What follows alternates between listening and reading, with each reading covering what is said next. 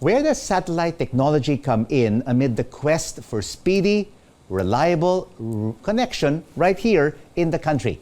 Augusto Baculio and Danny Rostrata of Orbit Satellite join us to tell us more about this new satellite internet service. Gentlemen, thank you so much for joining us on The Final Word. Mr. Baculio, let me start off with you. Why did you partner with this American startup company called Astranis to bring satellite internet to the country? Rico, nagkasundo kami. We have more or less the same aspiration. We would like to serve the unserved and the underserved areas in the country.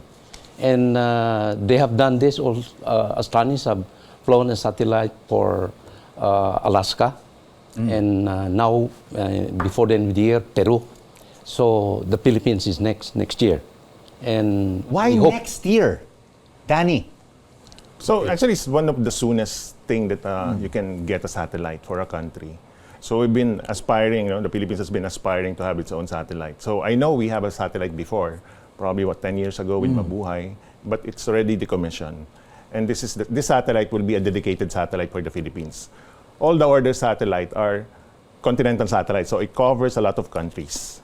So this is designed for the Philippines, and it will serve our purpose. So being an archipelago, and siguro, I think we should stop comparing what we have. So we should compare what we have to another country. And we want to compare our country to Indonesia.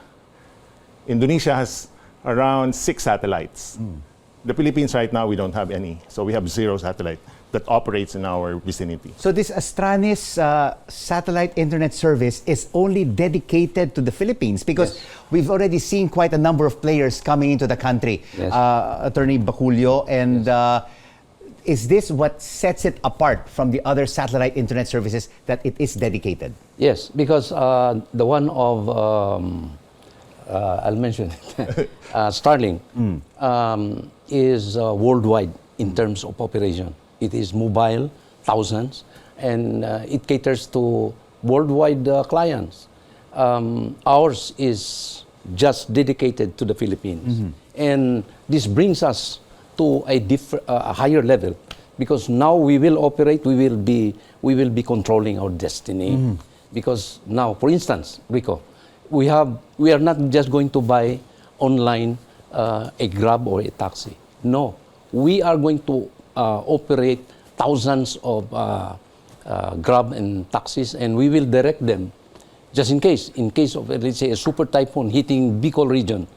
There is only one communication left, and that is our satellite, and we will direct the communications there. So Danny, with this dedicated satellite just for the Philippine archipelago, how many underserved Filipinos will this benefit?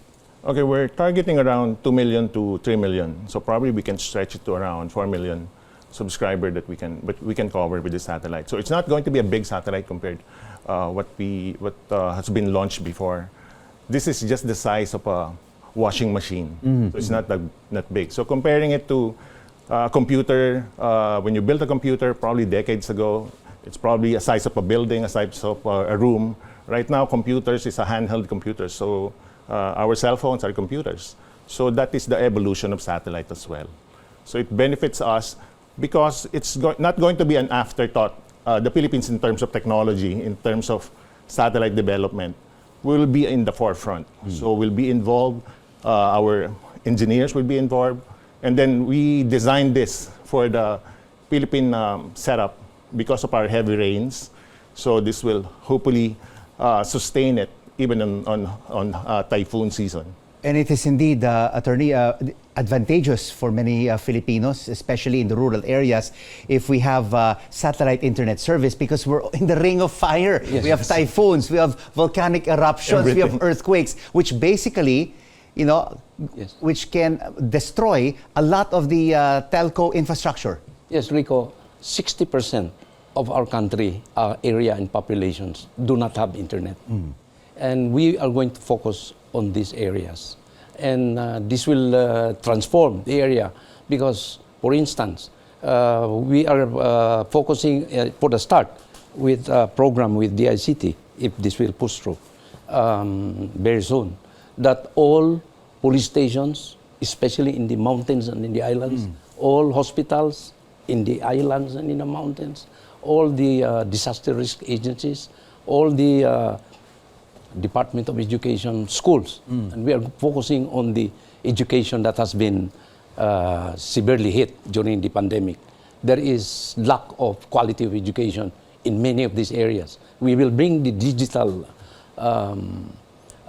e-learning in this educational institution. With satellite internet technology, it also bridges the gap in the digital divide. But of course, everybody also wants to know that internet connectivity here is also quite expensive.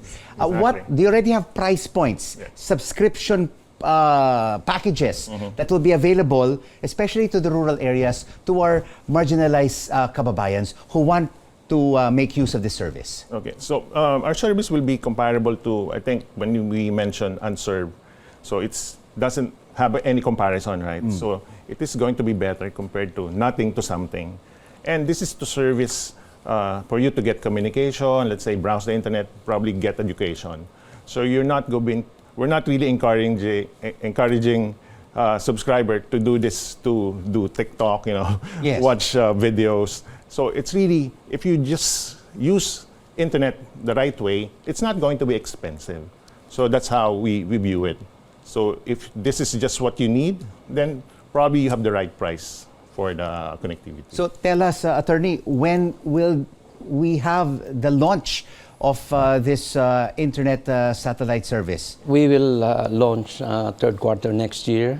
And before that, our manufacturer, Astranis, will launch before the end of this year 4 satellites. One of them is a utility. And Astranis, we are in the discussion that if ever we will are prepared, because we are now preparing our terrestrial infrastructure, ground station, or other connectivities that are needed. We hope to start and be able to use the spare for the meantime that we are preparing for that launch in Cape Canaveral via SpaceX. Looking forward to the launch of your satellite internet service by the third quarter of 2024. Yes. And good luck. Thank you so much for joining us, Augusto Baculio and Danny Rostrata, co-founders of Orbitz Satellite. Thank you very Rico. much, Rico. Thank you.